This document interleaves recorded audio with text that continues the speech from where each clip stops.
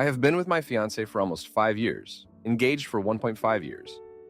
We're an interracial couple, me being from Canada and he from India. I finally have a triple-figure net worth, half of which I've made since we started dating. He has only a few thousand in savings. Since our relationship, we have always had similar incomes, with him currently making more. I am generally safer with my money, and he has lost a lot of his in poor investments.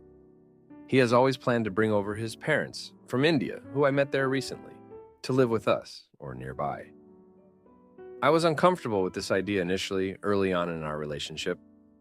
After meeting them, I feel more flexible about this, because we all got along fine while staying at their house for a few weeks. We all realize that I will be the one to pay the down payment for our first home.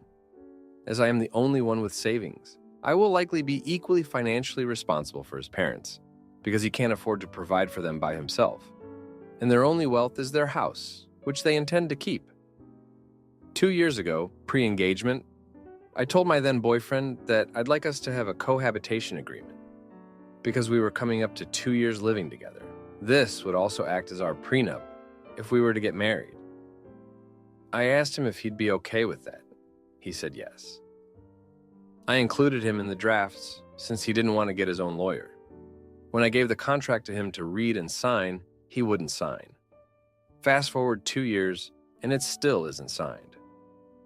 I have tried explaining how it's important for me to protect myself, especially since I will be contributing the most financially to provide for us all. I am happy for him to get a lawyer and make amendments. I just want to know that in the worst-case scenario, I won't continue to be financially responsible for all of them, or lose more than my fair share because he cannot support his parents. He knows I have witnessed many divorces, including my own parents. I'm a realist and want to be responsible. He feels like I don't trust him, and that I must not truly love him if I'm thinking of finances. I understand that our opinions on this are somewhat cultural, but I think it's unfair for me to be flexible and willing to take all of this on without any security net if things go south. I was very resentful and anxious after the few failed attempts I made at having him sign, discussing it. I always left the conversations feeling selfish and immoral. I eventually gave up and have tried to let it go. We're 2 months away from our wedding now, and some of this worry and resentment is resurfacing. What would you suggest doing in this situation? He is otherwise a wonderful, kind man, and I do love him. Updated. Wow, I did not expect so many responses. Thank you. To clarify, we do currently split everything 50-50 and would continue to do so. The exception being the down payment and any potential costs he and his parents can't cover, which I know is unfair. But his argument is that we would save on childcare. Yes, he sends part of his salary home to his parents. His parents would rent out part of their house in India and keep the other half. They could contribute this, but it still won't convert to much here. They both intend on getting part-time jobs here. Ideally, they would be in an in-law suite or duplex. I have made it clear that I don't want to share the same 4 walls when they are healthy enough to look after themselves. But who knows what we'll be able to afford? Prices in our city are insane. Yes, I meant 6-figure net worth. They are not as traditional as most families in India. They ensured their daughters receive the exact same education as my partner, and they have similar jobs there. He's very generous when he can be. He funded our trip to India. I'm aware that at this point the cohab prenup would likely be considered invalid anyway, because signing dates are so different, and we're too close to the wedding.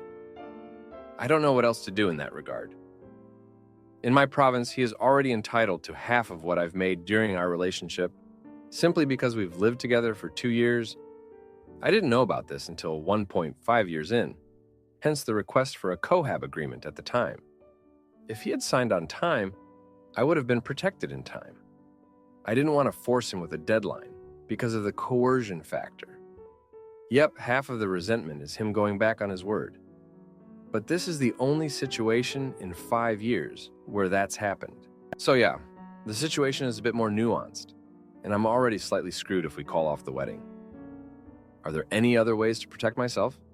I'm going to leave him, and I'm not telling him until I've planned an exit strategy. All your comments have affirmed what I was trying to deny. His beliefs come before my needs, especially if they clash when it comes to life-altering matters. He has been gaslighting me, which I feel pretty stupid about not realizing. It shouldn't take 2 years to do something I've repeatedly told him is important to me and asked him to do. This is where he lost my trust. I'm not even fussed about marriage. I'd happily stay in a common law relationship for life, still with a prenup. I only ever agreed to it because it was important to him. I needed this wake-up call, so thank you now for a few comments before the update. Comment 1. Your post is teeming with red flags. He is otherwise a wonderful, kind man, and I do love him. So this wonderful man thinks it's okay for him and his parents to sponge off of you for the rest of time, and won't sign the prenup that protects you when the worst happens. And given your story, it will. His parents being kind hosts for 2 weeks is worlds away from moving them into your home. Why are they not selling their home in India and buying something here? Nearby is bad enough, but living with them is a huge mistake. So many posts on Reddit from both Indian and non-Indian women regretting that decision to live with their in-laws. Please reconsider marriage at this time. There are no positives in this scenario for you. Comment 2. Time to set the end date for breakup. He's not signing for the same reasons you want him to sign. Set a 2-week time limit. If he's not signing, then it's over. He's chosen, you already know it. The next man you date needs to have more financial stability. Lesson learned. Update. Seek legal counsel on this matter, but you would be better off breaking it off. Now, for the update. Thanks for sticking around to hear more. Just when I thought things couldn't get more twisted, life threw a curveball that made my head spin. Last week, my fiancé's parents arrived unexpectedly. And guess what? They're not going back. They sold their house in India, the one they were supposed to keep, and now they're here to stay permanently. And the cherry on top, they handed all the money from the sale to my fiancé, trusting him to invest it wisely here. But instead of investing, my fiancé did something that made my blood boil. He put a down payment on a house I hadn't seen, hadn't agreed to, and certainly hadn't signed off on. And it wasn't just any house. It was a mansion, way beyond what we could afford, even with my savings and his parents' money combined. The family dynamics, a complete 100D. Suddenly, I'm not the one with the most financial input. His parents are calling the shots, and my fiancé is all too happy to oblige. They've decided we're all moving in together. No discussion, no consideration for what I want. And the resentment I felt before? It's nothing compared to the betrayal and anger boiling inside me now. I confronted him, and it was ugly. Accusations flew, words that can't be taken back were said, and in the heat of the moment, he admitted something that shattered my world. He'd been lying about sending money to his parents all along. They didn't need it. They were testing me, seeing if I'd support him unconditionally.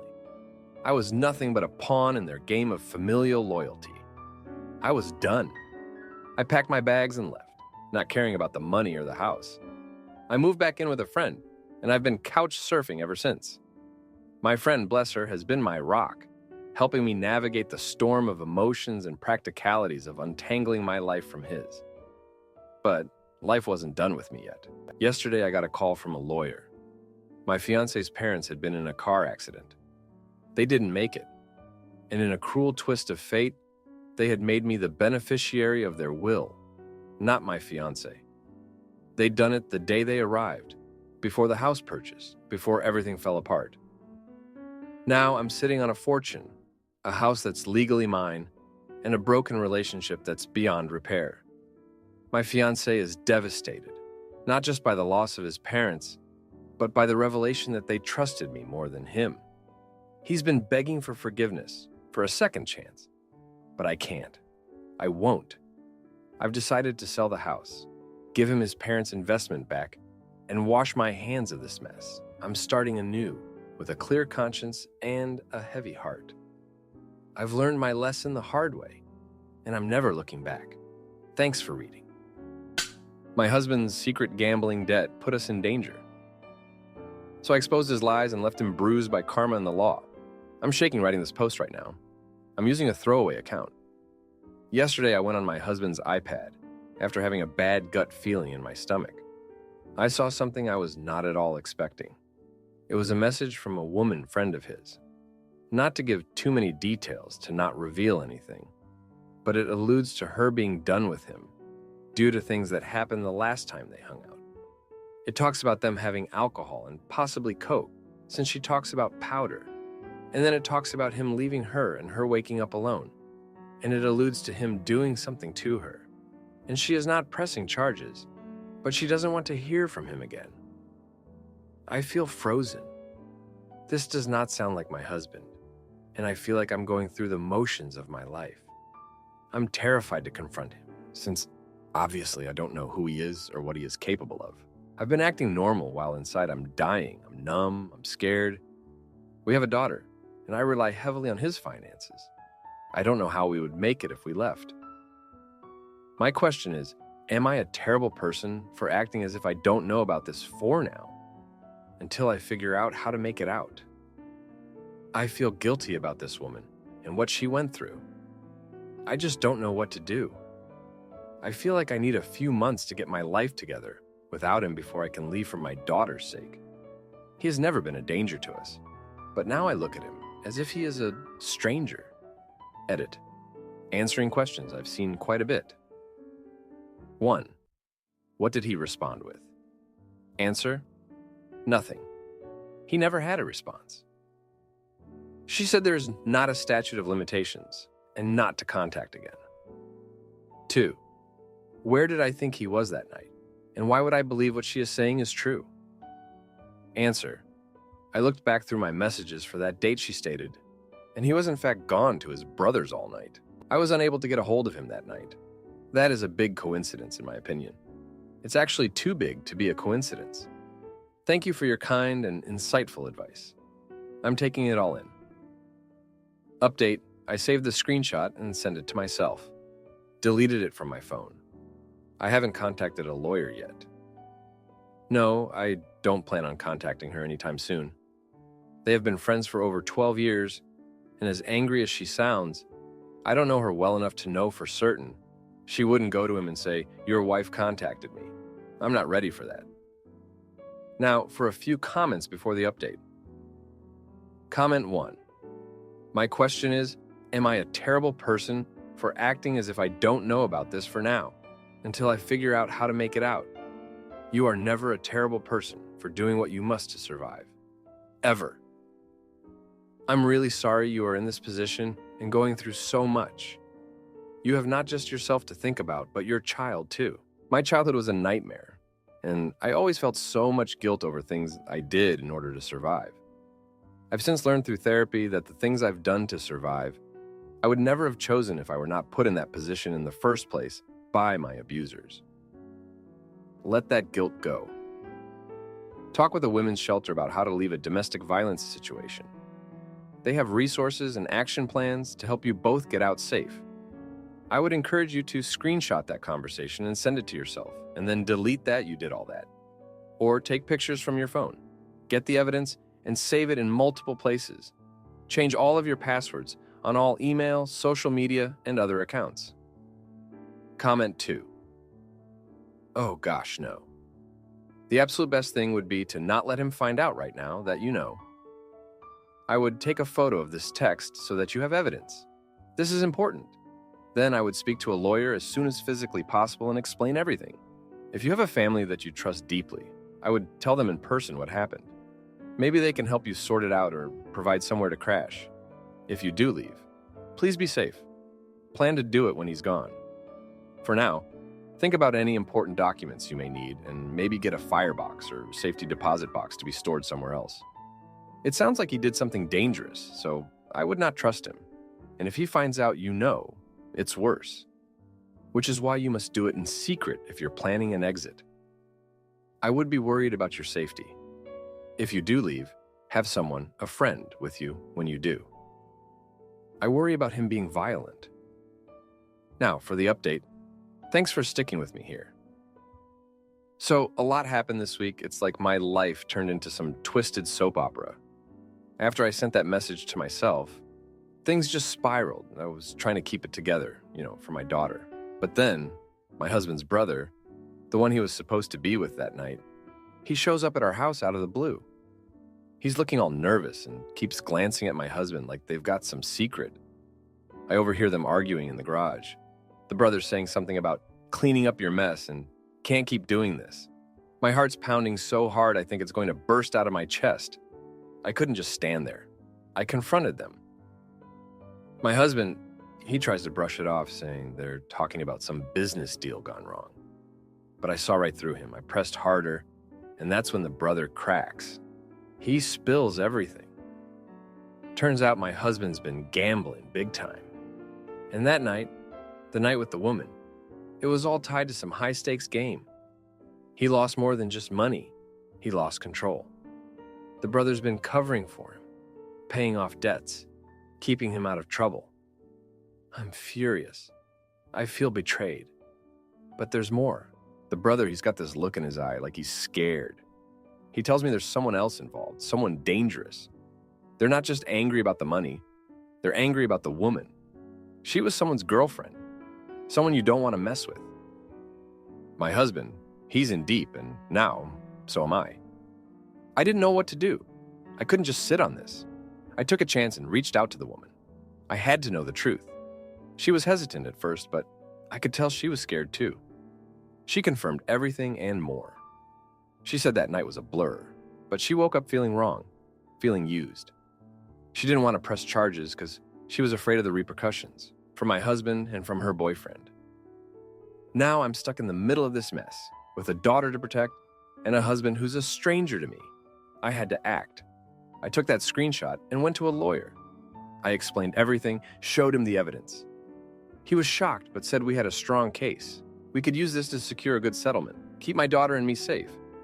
But just when I thought I had a handle on things, my husband comes home with a black eye and a split lip.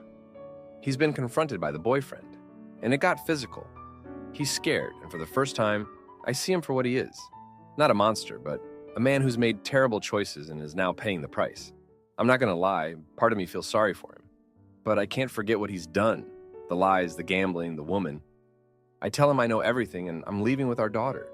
He doesn't fight it. He knows he's lost the right to argue.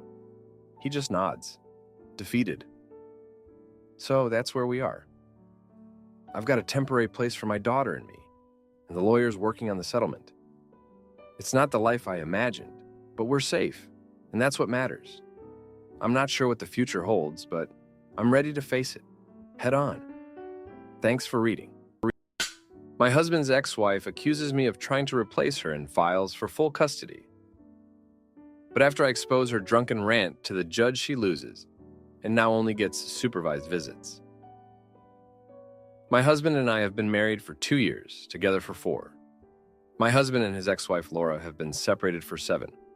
They have a 5-year-old daughter, Sarah, together. Their custody arrangement is pretty cordial. Laura has their daughter from Sunday to Tuesday, and we have her Thursday to Saturday. On Wednesdays, Laura drops her off at school, and we pick her up. Holidays are supposed to be switched, but we always do them together for Sarah. I see Laura a lot, and she is okay with me, but that's mainly for Sarah's sake. From what I can tell, she is a great mom. Anyway, Sarah has been begging to go to Disneyland for a long time now, and my husband finally said we'd take her. Laura was okay with that. So, this past weekend we went. Sarah is obsessed with the Disney princesses, obviously, she's 5, and particularly loves Cinderella and Elsa. I think it's because they're both blonde, LOL. Disney has this princess boutique thing where they dress up kids as any princess they want and do their hair, nails, and all that. Sarah was so excited and said she wanted to be Elsa. She asked me to wear something blue so that we could match, as I'm also blonde, and watch the movies with her a lot. At Disneyland, I wore a light blue workout dress and a white ribbon in my hair. When they dressed Sarah up as Elsa, my husband took a few pictures of us. When Laura asked for a picture, my husband sent her one of Sarah in the chair getting her hair done, one of her posing with Elsa, and one of me holding her. When Laura received this picture, She called me while we were still at Disneyland. I thought it might be something important, so I answered. Laura went off on me. She cussed me out, saying I was pretending to be Sarah's mother and that I needed to leave. She called me harsh names like a witch, an intimacy worker, and an intimacy lover. I ended up hanging up on her and told my husband to handle it. He ignored it until we got back to the hotel that night and then called her. Laura told him that us wearing the same thing was disrespectful. She said I looked like her mother, and people would get confused and assume I was. She said I was disrespecting her by doing this. I suspect she called me a few things that my husband didn't repeat. When we got home, Laura showed up unannounced. She tried to take Sarah back on a day that wasn't hers, and when Sarah wasn't even ready. My husband and she started arguing, which made Sarah cry. They don't argue in front of her, so I ended up taking Sarah out of the room. Well, that was a huge mistake. Laura went off on me for trying to kidnap her child and called me a fucking witch and a disgusting intimacy worker in front of her own daughter. My husband ended up kicking her out and threatening to call the police if she didn't leave. Laura then threatened to call them too, saying she'd tell them we didn't have permission to take Sarah on her days. So all that is to say, what the frick? It's Sunday now. So Sarah went to her mom's this morning. Laura apologized to my husband, but hasn't spoken to me at all. What about this Disney thing made her react like that? What did I do? I would never try to replace Laura as Sarah's mom. That's not my place at all. I don't understand what happened. If you have any thoughts on what I should do, please share. Now for a few comments before the update. Comment 1. My husband and I have been married for 2 years, together for 4. My husband and his ex-wife Laura have been separated for 7 years. They have a 5-year-old daughter. So how long after he met you did he stop sleeping with her? How long did he let her think they were getting back together? Comment 2. Listen, as a mom, thank you for just being nice to that little girl. She doesn't really know or truly understand the situation most likely. But she will eventually remember how you treated her. Don't do anything different, OP. Now for the update. Thanks for sticking around to hear more about this mess. So, after Laura's outburst and her half-hearted apology to my husband, things went from bad to worse. I thought we'd hit rock bottom, but apparently there was a sub-basement level of drama waiting for us. On Tuesday, just when I thought we could maybe start smoothing things over, my husband got served with papers at work. Laura was filing for full custody of Sarah, claiming that our household was an unstable environment for her. She twisted the Disneyland incident, saying I was trying to usurp her role as Sarah's mother. My husband was livid, and I was just in shock. How could a simple trip to Disneyland spiral into a full-blown custody battle? We lawyered up fast. Our lawyer, a no-nonsense woman with a reputation for being a bulldog in court, told us to gather any evidence of our stable home life and Sarah's happiness with us. We pulled together photos, videos, even statements from friends and family about how we were with Sarah. It was invasive, having to prove that we were good for her, but we did what we had to do. The court date was set for the end of the week, and tension was high. Sarah could feel it too. She was quieter, clinging to her stuffed animals like lifelines. It broke my heart to see her like that. Then, 2 days before the hearing, my husband's phone buzzed with a message that made his face go white. It was from Laura's sister, of all people, with a video attached. The video showed Laura, drunk and yelling at Sarah for something trivial, calling her names that no child should ever hear from their mother. Her sister had recorded it horrified, and after seeing the custody papers, decided that Sarah was better off with us. The court day arrived, and it was like something out of a movie. Laura was there, all righteous indignation, until our lawyer played the video. The courtroom was dead silent. Laura's face crumpled, and for a moment, I almost felt sorry for her. Almost. The judge was stern, asking Laura if she had anything to say for herself. She started crying, saying it was a one-time thing, that she was under a lot of stress, but the damage was done. The judge ruled in our favor, granting us primary custody and Laura visitation rights, with the stipulation that she seek counseling. We walked out of the courthouse, my husband holding Sarah tight, and I couldn't help but feel a weight lift off my shoulders. It wasn't a victory to celebrate, and it was just sad all around. But Sarah was safe, and that's what mattered. You'd think that would be the end of it, but no. The next day, Laura showed up at our house, sober and somber. She said she wanted to talk, just her and me. My husband was wary, but I agreed, curious about what she had to say. She apologized, a real apology this time, to me. She admitted that her jealousy had gotten the better of her, that she saw how much Sarah loved me and it scared her. She said she was going to get help, that she wanted to be better for Sarah. I told her that's all we ever wanted. It's been very eventful, to say the least. But now, there's a sense of peace, a tentative truce between Laura and me. We're not friends, but we're not enemies either. We're just two women who love the same little girl and want what's best for her. Thanks for reading. If you like this video, you'll probably like these too. Also, while you're here, please consider subscribing. It's your support that keeps this channel alive and allows me to make better and longer videos. Have a great day.